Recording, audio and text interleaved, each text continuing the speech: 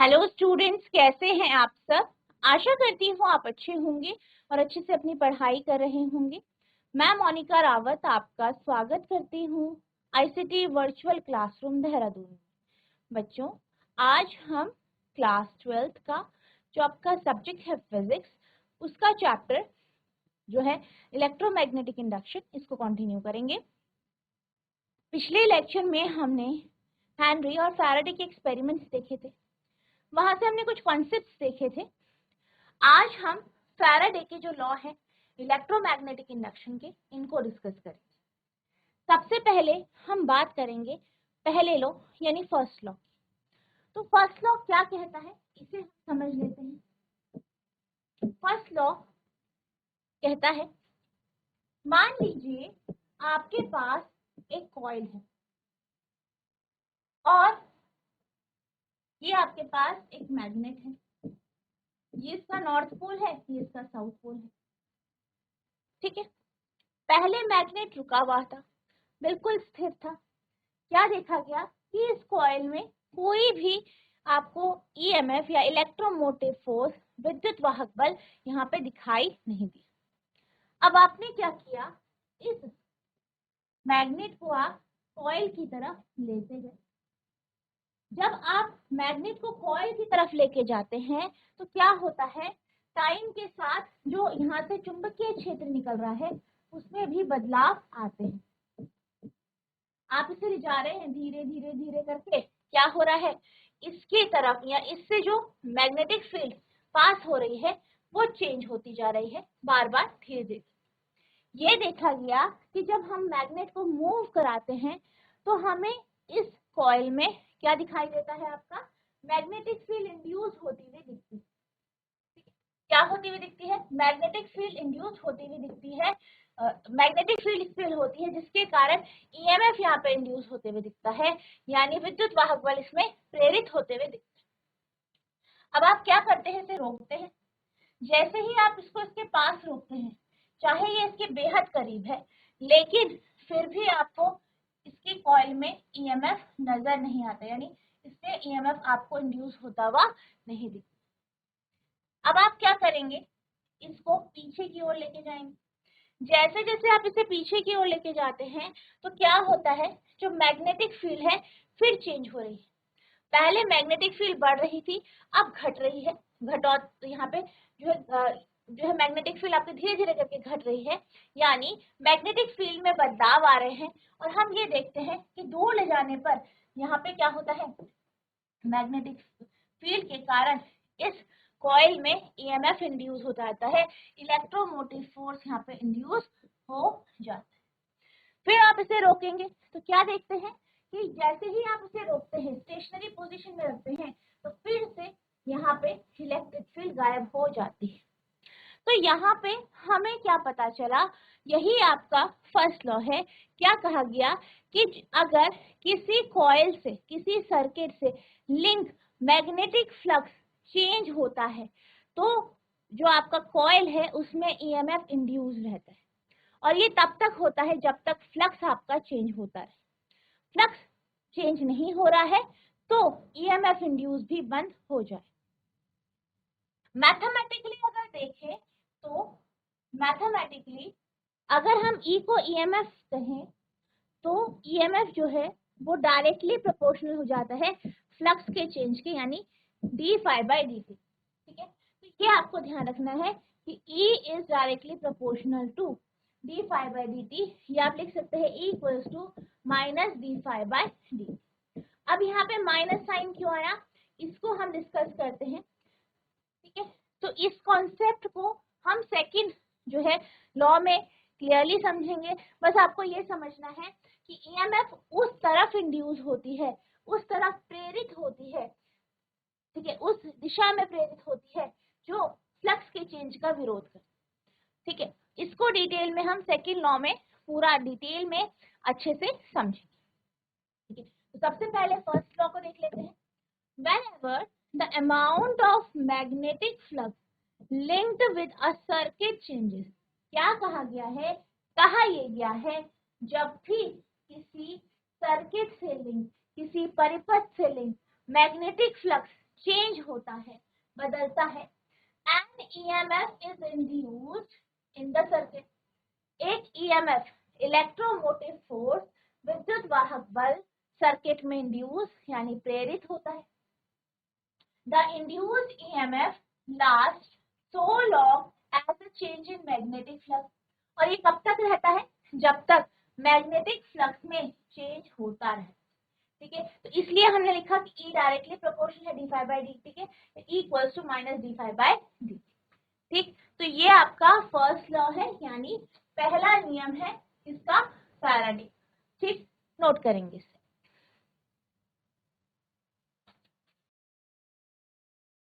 अब हम चलते हैं दूसरे नियम की ओर।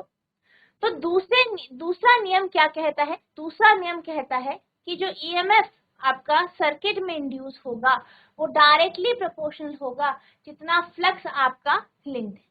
यानी फ्लक्स में जितना ज्यादा चेंज आएगा उतना ज्यादा ईएमएफ इंड्यूस होगा, फ्लक्स में जितना कम जो है चेंज आएगा उतना कम ईएमएफ इंड्यूस होगा। The magnitude of EMF induced in a circuit is directly proportional to the rate of change of magnetic flux linked with the circuit। क्या कहा गया है कि जो EMF है, इलेक्ट्रोमोटिव फोर्स है, विद्युत वाहक बल है, वो जो सर्किट में इंड्यूस होता है ये डायरेक्टली प्रोपोर्शनल होता है कि कितना आपका मैग्नेटिक फ्लक्स लिंक जो है सर्किट से वो चेंज हो रहा है। ठीक है, तो ये आपका क्या है? आपका सेकंड लॉ है। अगर हम बात करें सेकंड लॉ की तो आप लिखेंगे अकॉर्डिंग टू सेकंड लॉ क्या हमें पता है? E डायरेक्टली प्रोपोर्शनल है d∅dt के, यानी E equals to minus d∅dt।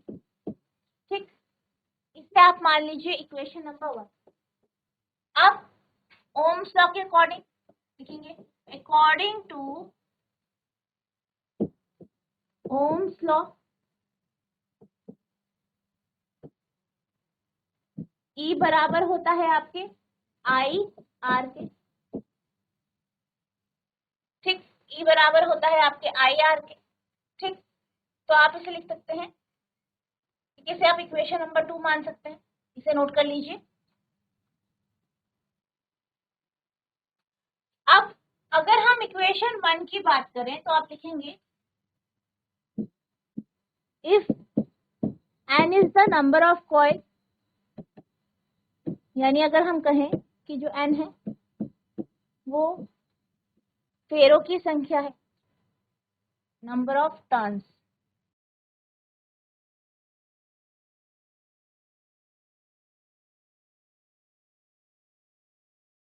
कुंडली में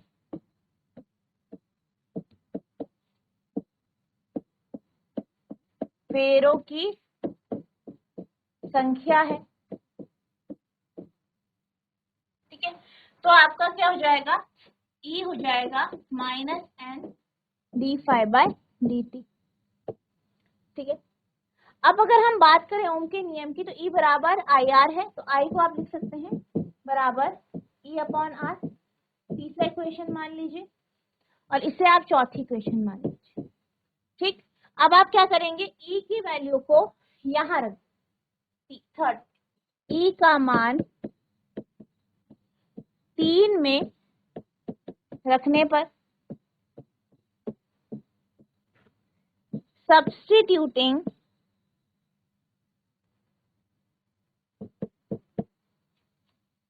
equation 3 substituting value of E in equation 3।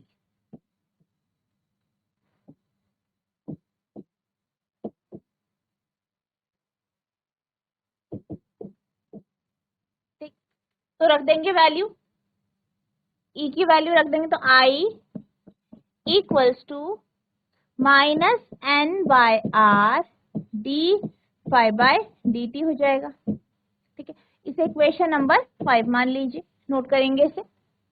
हम जानते हैं कि जो इलेक्ट्रिक करंट होती है, विद्युत धारा,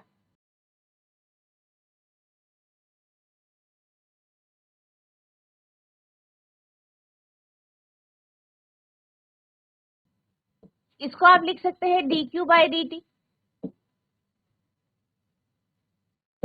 अब इस वैल्यू को आप रखेंगे इक्वेशन नंबर 5 में, लिखेंगे आप सब्स्टिट्यूटिंग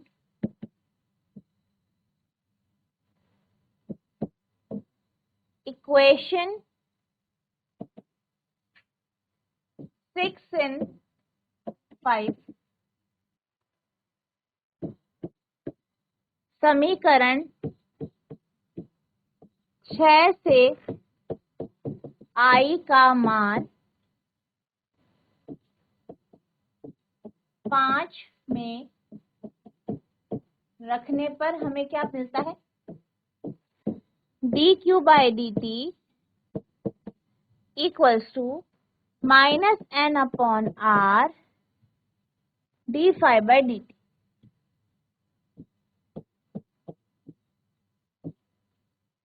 ठीक, तो ये आपके पास आया। आप इसे जो है dt से dt कैंसिल कर सकते हैं।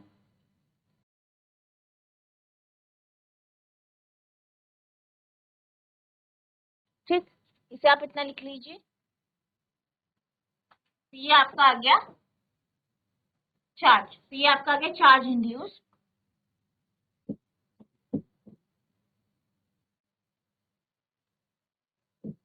प्रेरित आवेश यानी चार्ज इंड्यूस।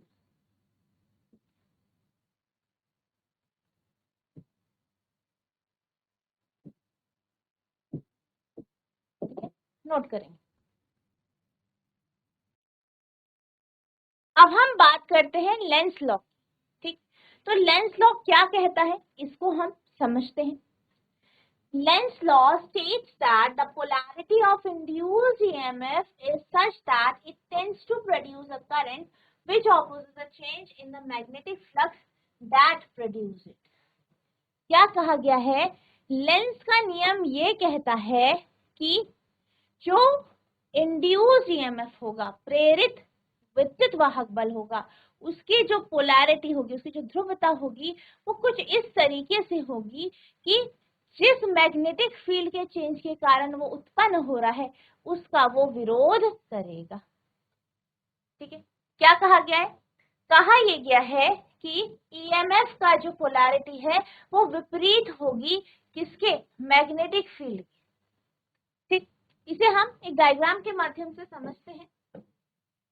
मान लीजिए ये आपके पास क्या है, एक कॉइल है, और ये क्या है, आपका मैग्नेट है। ये इसका नॉर्थ पोल है, इसका साउथ पोल है।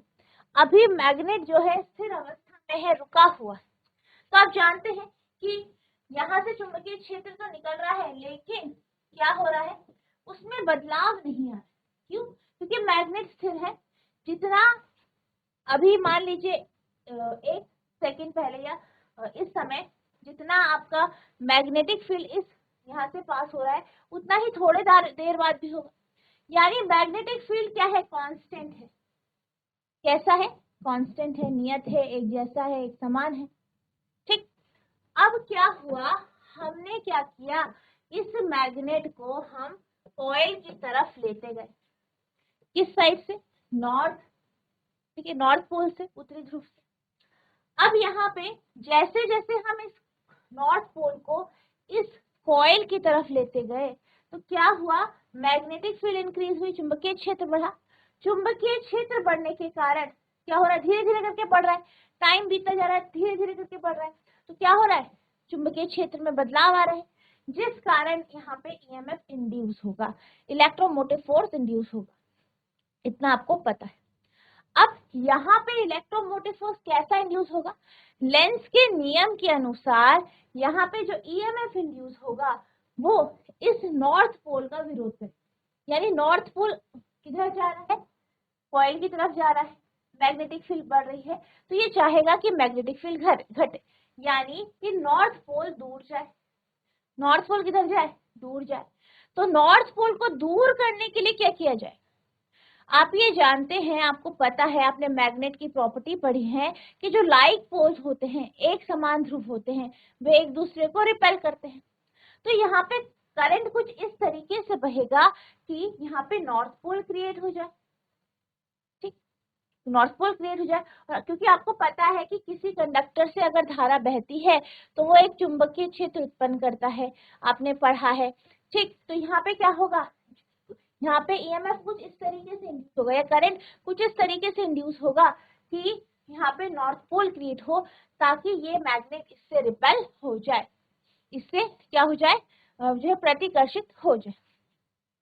तो यहाँ पे करंट की जो दिशा होगी वो आपकी एंटी क्लॉकवाइज डायरेक्शन में होगी। ठीक है, एंटी क्लॉकवाइज डायरेक्शन में होगी।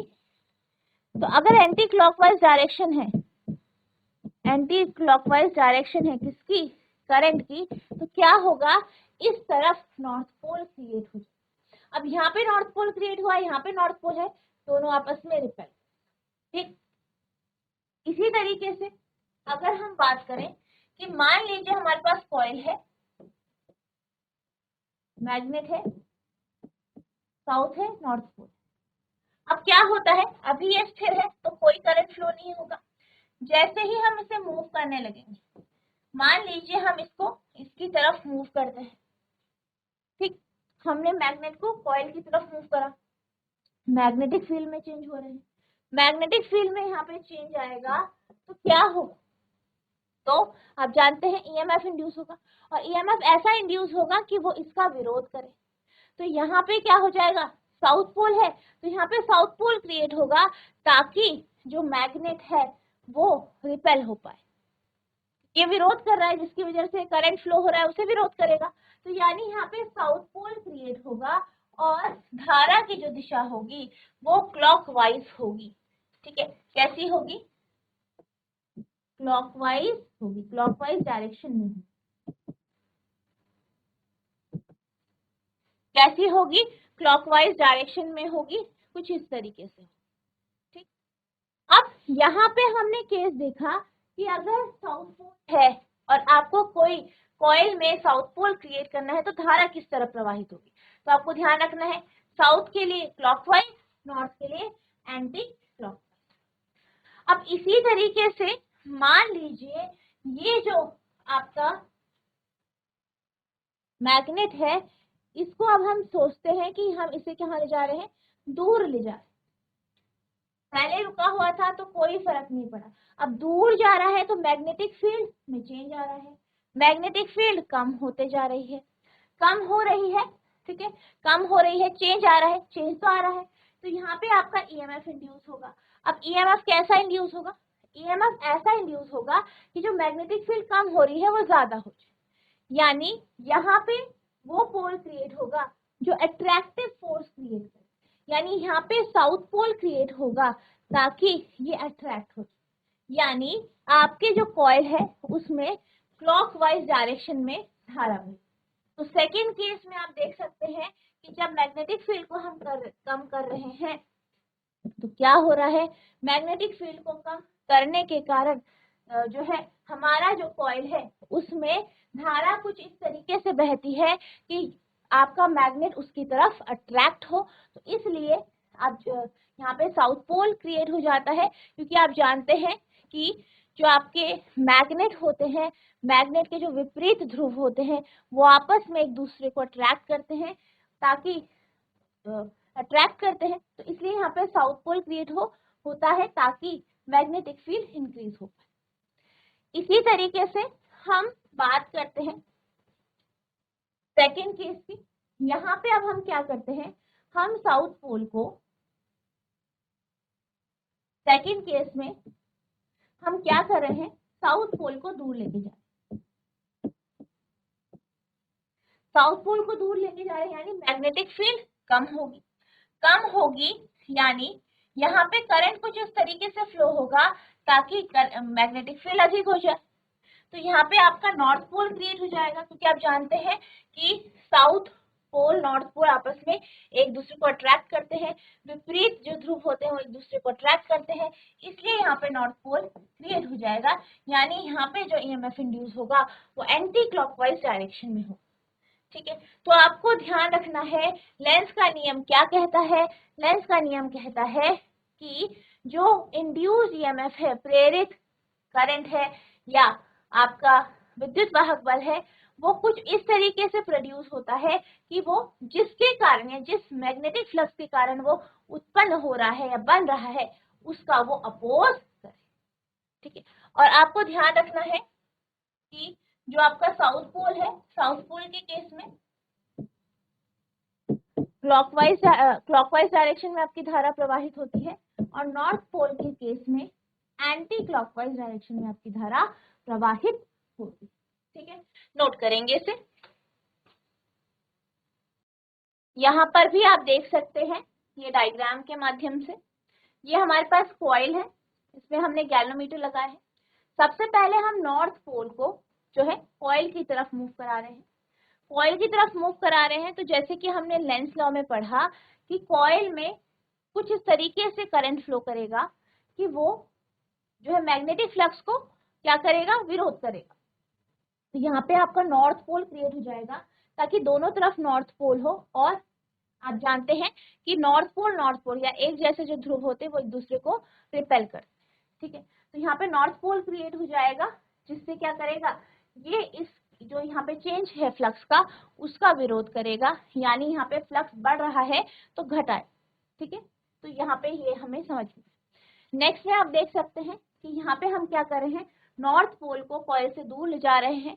तो क्या हो रहा है, दूर ले जा रहे हैं तो फ्लक्स जो लिंक है वो कम हो रहा है, और यहाँ पे साउथ पोल क्रिएट हो रहा है क्योंकि साउथ पोल नॉर्थ पोल को अट्रैक्ट करता है। अट्रैक्ट करने के कारण क्या होगा, मैग्नेटिक फ्लक्स बढ़ेगा। तो इसलिए यहाँ पे साउथ पोल क्रिएट होता है लेंस लॉ के अकॉर्डिंग। ठीक है, तो आपको ध्यान रखना है कि जो मैग्नेटिक फ्लक्स है उससे जो आपका कॉइल में धारा प्रवाहित हो रही है, ईएमएफ इंड्यूस हो रही है, तो जो ईएमएफ होगा वो उसको विरोध करेगा, उसका अपोज करेगा। ये आपको आप देख सकते हैं नॉर्थ पोल जा रहे हैं तो ये आपका इस तरीके से नॉर्थ पोल, ठीक है, यहाँ पे क्रिएट नॉर्थ पोल है और ये साउथ पोल। नॉर्थ पोल को ले जा रहे हैं तो यहाँ पे नॉर्थ पोल क्रिएट हो गया, दूर ले जा रहे हैं नॉर्थ पोल को तो साउथ पोल क्रिएट। ठीक, तो ये आपका यहाँ पे इसे आप नोट करेंगे।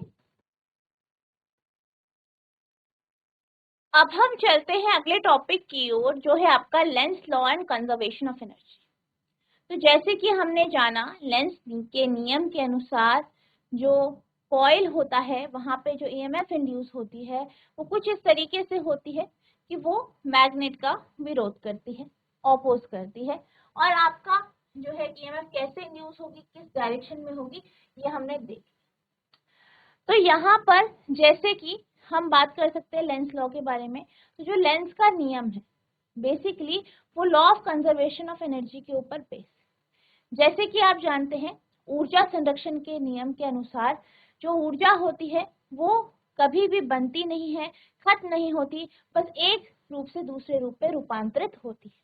तो ये भी आपका लेंस के नियम के ऊपर बेस है। जैसे कि हमने यहाँ पे अभी समझा कि यहाँ पे हम मैग्नेटिक फील्ड को चेंज कर रहे हैं तो क्या हो रहा है, आपकी ईएमएफ इंड्यूस हो रही है, यानी जो यहाँ पे मैग्नेटिक एनर्जी है वो इलेक्ट्रिकल एनर्जी में कन्वर्ट हो रही है।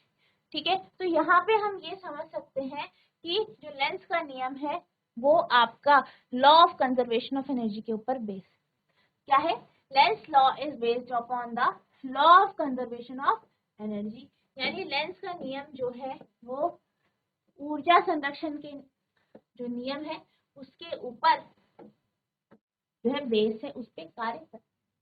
नेक्स्ट है Lenz law state that the induced current always tend to oppose the cause which produce.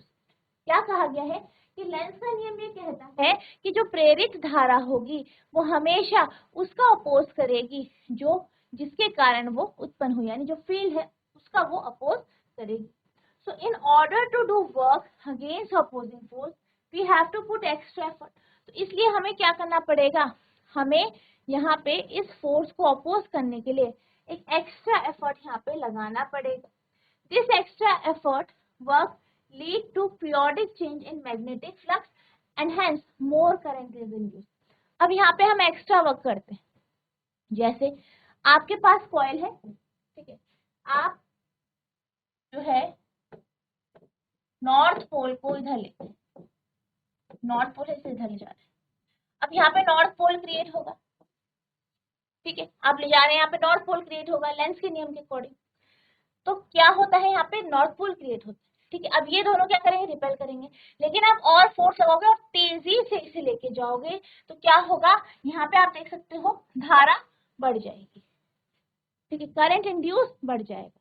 तो यहाँ पे हमने कार्य किया इसके विपरीत और उससे क्या हुआ, धारा बढ़ गई। नेक्स्ट है thus the extra effort is just transformed into electrical energy which is law of conservation of energy। तो क्या कहा गया है, जो हमने यहाँ पे एक्स्ट्रा एफर्ट लगाया वो क्या हो रहा है, वो इलेक्ट्रिकल एनर्जी में कन्वर्ट हो रहा है और इसी को हम ऊर्जा संरक्षण का नियम कहते हैं। ठीक है, तो ये आपका लेंस का नियम में जो आपका law of conservation of energy है उसके ऊपर बेस होता है। यहाँ पे इस कॉन्सेप्ट से हमने समझा। तो बच्चों आज हमने जो है आपके जो लॉ है वो हमने पढ़े, इसके साथ साथ हमने जो आपका लेंस का नियम है वो भी जाना। तो आई होप आपको ये सारे टॉपिक अच्छे से समझ में आए होंगे, आपने इसे नोट किया होगा। नेक्स्ट लेक्चर में हम आगे के टॉपिक्स को पढ़ेंगे, तो जितना जो आपको पढ़ाया गया है इसे आपको रिवाइज करना है। अगर आपको कोई भी डाउट होगा तो नेक्स्ट लेक्चर में आप पूछ सकते हैं। तो बच्चों आज के लिए बस इतना ही, मिलते हैं अब नेक्स्ट सेशन में। तब तक के लिए thank you and have a nice